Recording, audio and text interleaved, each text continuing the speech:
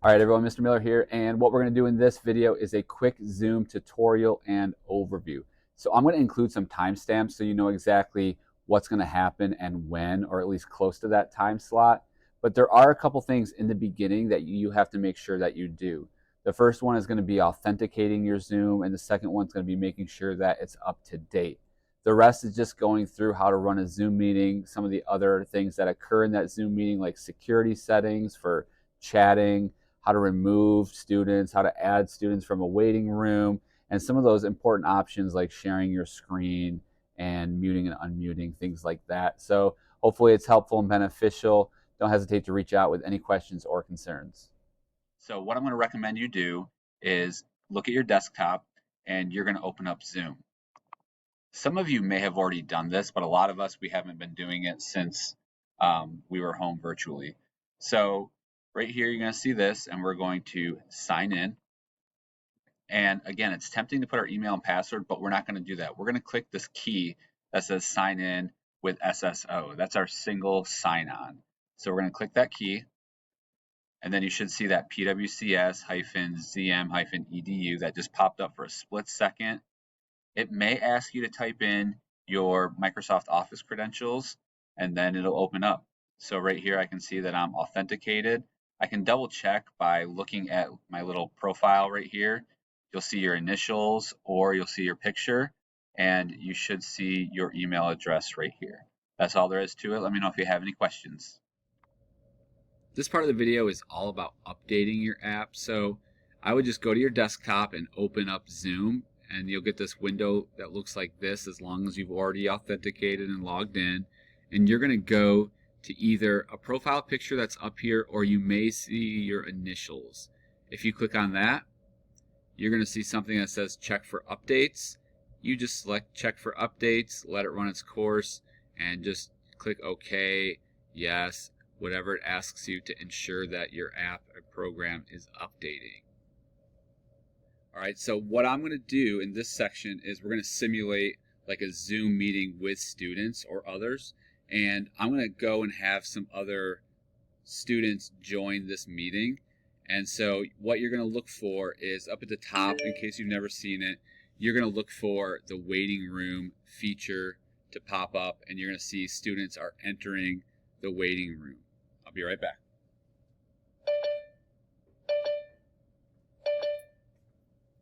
All right, so hopefully you saw multiple people joining the waiting room. It was saying this person joined, this person joined.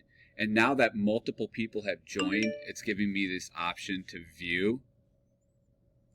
So before we get to those people in the waiting room, I just want to highlight one area, and that's the security icon down here.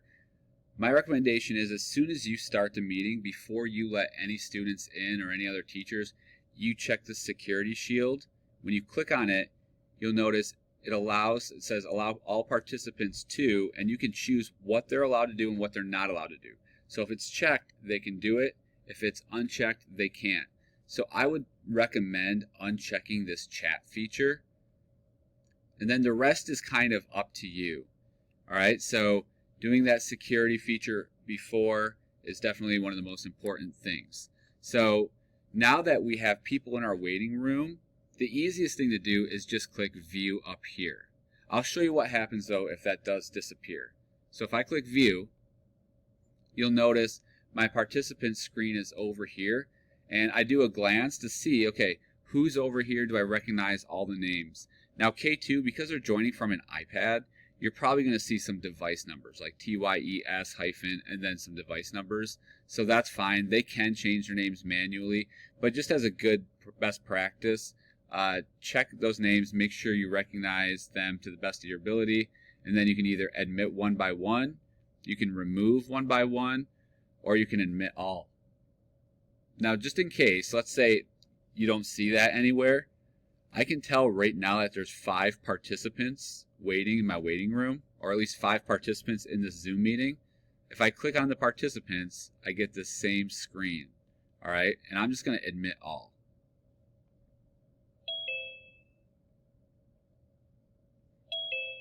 All right, I can either click the participants icon again, and I can close it right here.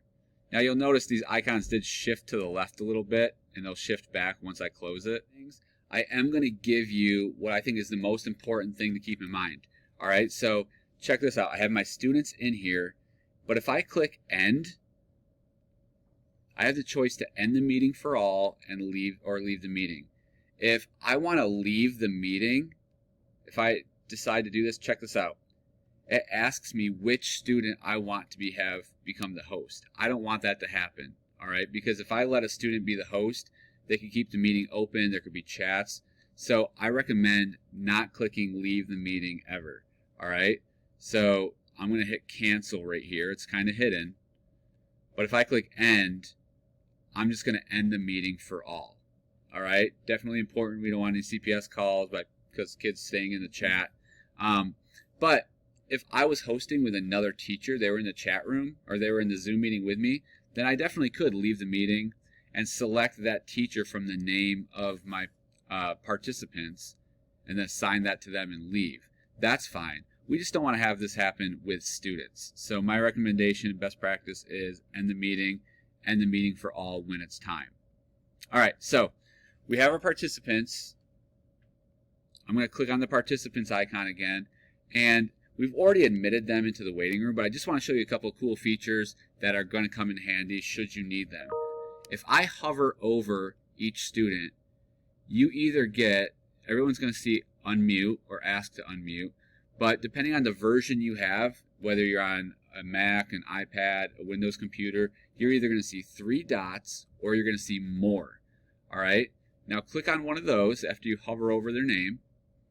And check this out. I can ask this student to start their video. I can enable their chat. I can also put them back in the waiting room if I need to. That's a very handy feature. And I could also remove that child from the chat or that person from the chat if I need to. All right? So that's, again, just hovering over, clicking either 3 dots or the more, and doing that. All right, so these people have their video on. The top one's me, but if I click more on one of my guests that has their video going, let's just pretend I notice something happening in the background like, whoa, we don't need to all see this. I can hover over their name, either click the 3 dots or more, and then it gives me the option to stop the video, and we have had to do that in the past. Again, we can stop video, we can remove, we can put them in the waiting room. Super handy features, all right? So I'm going to click this X. That's the participants, all right? Next is our chat. Okay, you can send chats to everyone. They probably can't respond if you've turned off that feature, but you could at least put links there. You could type different messages in there. And again, either click the chat again or click the X and you can get out of that chat.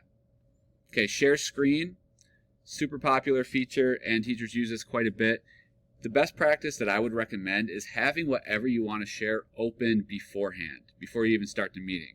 So whether it's tabs in Google Chrome or a PowerPoint that you have open from your computer, have that open and handy so that way when you share your screen, you're given the option to select that.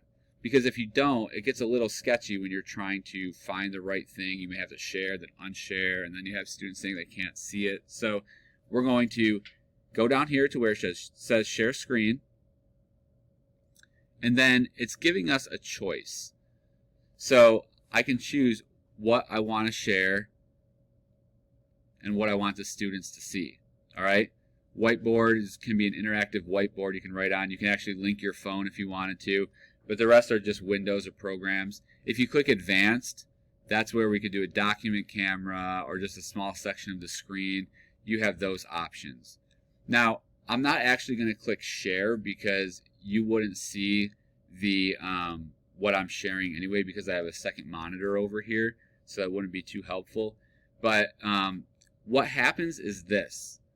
You'll see these different icons that are all along the bottom, our share screen, our chat, our participants. When you share something, all those get moved up to the top of the screen. All right, so in the middle of a Zoom meeting, when you're sharing something, it can become, kind of frantic, like, oh, where'd this go, where'd this go? Just remember, when you're sharing your screen, those get moved up to the top. And you can just practice sharing a screen all by yourself in your own Zoom meeting just to get the hang of it. Okay, so the other last recommendation for sharing screen is if you're doing a video, you're going to click optimize for video clip and share sound if you want them to be able to hear what you're actually sharing. And just keep in mind, if you are doing a video, it's sending a video, like it's showing a video of your video. So it's not going to be a completely perfect, crisp picture every time. So keep that in mind. All right, right here next we have the record option. You can record your meeting. I recommend recording it and saving it to the cloud so that way you can actually just access it later. It'll give you that option when you click record. You can do closed captions. So if you are recording your meeting, it'll pull up those closed captions automatically for you, which is nice. Polls and quizzes.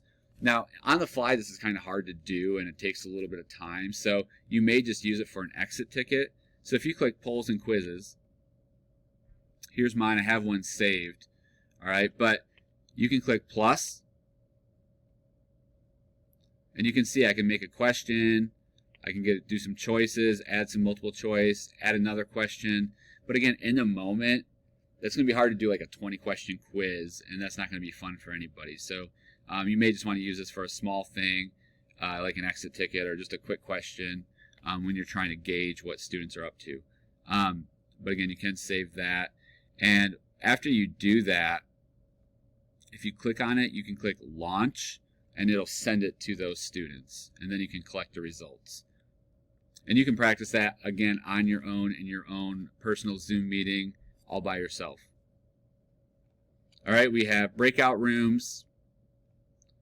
So then you can assign them manually. I'm going to create 2 breakout rooms. I'm going to choose to assign them manually. Click create. And now look what I have. Room 1, room 2. I click assign. I can just have these people go into this room. All right. And then I'm going to do that. Let me just assign these 2 guys. I'm going to open all rooms, and they can go there. Now, when I click join, that means I'm joining that room. So I can join the room, then I can also leave that room. It doesn't end the Zoom meeting. It just, you leave that breakout room.